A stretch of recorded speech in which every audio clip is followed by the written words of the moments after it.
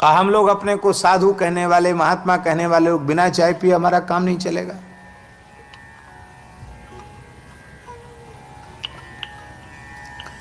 मनुष्य के शरीर के 3 उपस्तंभ हैं आयुर्वेद शास्त्र के अनुसार: निद्रा, ब्रह्मचर्य और भोजन। चाय कितनी लाभकारी है हम नहीं कह सकते, पर निद्रा, ब्रह्मचर्य और भोजन तीनों की रुचि को वो समाप्त कर देती है। निद्रा समाप्त हो जाती, नींद कम आती है चाय पीने वाले लोगों को, बढ़िया नींद नहीं आती, सुख निद्रा नहीं आती। नींद आ रही हो, कड़क चाय पी लो, नींद खत्म। आंतें कमजोर हो जाती हैं, भूख अच्छी नहीं लगती, पाचन शक्ति खराब हो जाती है। और तीसरा, चाय पीने वाला, उसका ब्रह्मचर्य नष्ट होता है। मूत्र में ही उसके धातु का क्षय होने लग जाता है, उसको पता नहीं चलता। चाय पीने वाले लोग, बहुत नुकसान की चीज है।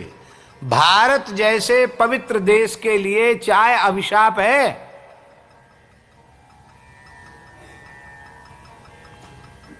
आप सब कलकत्ता के लोग बैठे हैं, इसी कलकत्ता महानगर की बात है। अंग्रेज गवर्नर था, उसने, ये ऐतिहासिक सत्य बता रहे हैं आपको, अंग्रेज गवर्नर ने कहा कि क्या बात है कि पूरे हिंदुस्तान पर जैसा हम हुकूमत करना चाहते, पूरे देश पर हुकूमत नहीं हो पा रही। उसमें ये बंगाल में ही वो फैले थे, उधर पूरे देश में नहीं फैले थे। इस बात पर उसने विचार किया। तो वो विचार करते करते इस निष्कर्ष पर पहुंचा कि भारतीय लोगों पर हुकूमत करना बहुत कठिन है। क्यों? क्योंकि उसके कारण ये हैं कि एक तो ये ब्रह्मचारी हैं, सदाचारी हैं। दूसरा,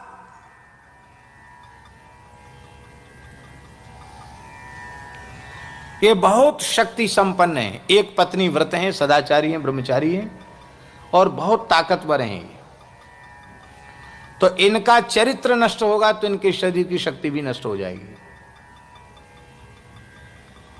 और इसी कलकत्ता शहर की बात है। गवर्नर अपने 3रे मंजिल पर छत पर बैठा था और एक बिहारी मजदूर वो 1 क्विंटल चावल अपनी पीठ पर लेकर 3 मंजिल तक चढ़ गया, उसकी श्वास नहीं फूली। तो अंग्रेज अधिकारी गवर्नर ने पूछा, क्या खाता है?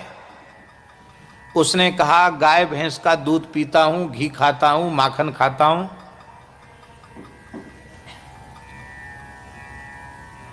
वो एक पत्नी व्रत था। बच्चे कितने हैं? वो बता दी उसने, 5-7 बच्चे थे उसके। कहाँ के हो? बिहार के हो। कहा, यहाँ क्या करते हो? मेहनत मजदूरी करते हैं। और क्या काम करते हो? बोले, हमारे पास छोटी सी क्या कहते हैं, गौशाला, खटाल कहते हैं यहाँ, क्या कहते हैं, तो गौशाला हमारी है छोटी सी, और उसी से हम अपना दूध घी खाते हैं, कुछ बेच लेते हैं, उसी से अपना काम चलता हमारा। कितना पढ़ा है? बोले, कुछ नहीं पढ़ा लिखा, कुछ नहीं।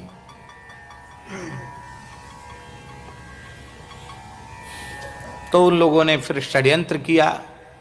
कितनी उम्र है तेरी? उस बुढ़े से पूछा। उसने कहा, 81 ऊपर। क्या कहा? मैंने 81 वर्ष की आयु बताई उसने अपनी, पूर्ण स्वस्थ 81 साल की आयु में। होते हैं, संयम सदाचार की महिमा है। हमारा जीवन व्यसन युक्त हो गया, न जाने कितने व्यसन हमने पाल लिए। पढ़े लिखे लोग बैठे हैं, हम आपसे बोल नहीं रहे कि आप चाय छोड़ ही दो। हमारे पास वाले लोग चाय नहीं छोड़ पा रहे हैं, तो आपसे हम तो कही क्या सकते हैं चाय छोड़ने की बात।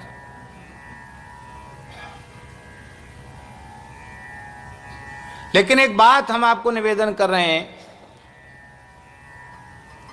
कि अटल जी जब प्रधानमंत्री थे इस देश के, अटल जी,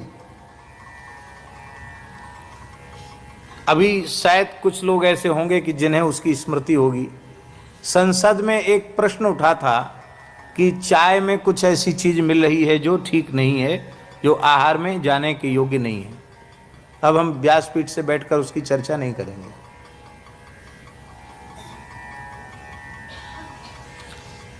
और उस दिन की संसद की बहस में स्वीकार किया गया था कि इसमें क्या चीज मिलती है। और उसके बाद बड़ी संख्या में संतों ने चाय पीना छोड़ा था। हमारे पूज्य महाराज जी के, भक्तमाली जी के पास भी बड़े बूढ़े संतों को ठंड में कुछ थोड़ी चाय बन जाती थी। महाराज जी ने कहा भाई देखो अखबार में निकल गया, तुमको पता होगा। उसके बाद महाराज जी ने काढ़ा ही चलाया, चाय बंद कर दी। हमारी आपसे प्रार्थना है, जो व्यापार करते हैं वो करें चाय का व्यापार, पिएं चाय। लेकिन यदि आप अपने शरीर को स्वस्थ रखना चाहते हैं तो हम आपको इतना बढ़िया, हमारे जड़खोर से तो बनी भई है, पर वो हम कहेंगे तो आप कहेंगे कि आप अपना देसी काढ़ा बेच रहे हैं, इसलिए हम आपको बताते हैं, आप खुद बना लीजिए। सौंठ, मिर्च, पीपल, त्रिकटु जिसको कहते हैं, सौंठ, काली मिर्च और पीपल, दालचीनी, तेज पत्ता, बड़ी इलायची, लौंग, छोटी इलायची, इनका मिश्रण, इनको कूट कपट चक्र छान लीजिए। और बहुत अच्छी बात हो कि इसमें अर्जुन की छाल भी मिला सकते हैं। अर्जुन की छाल जो हार्ट के लिए बहुत अच्छी चीज है, उसको भी चूर्ण करके मिला लीजिए और उसका काढ़ा बनाकर, यदि आपको शुगर नहीं है तो चीनी भी डाल सकते हैं, दूध भी आप जितनी इच्छा उतनी दूध डालें और उसको आप लें। कितना लाभ होगा आपको, बहुत लाभ होगा आपको उससे। चाय से कोई लाभ नहीं है, छोड़ देनी चाहिए चाय।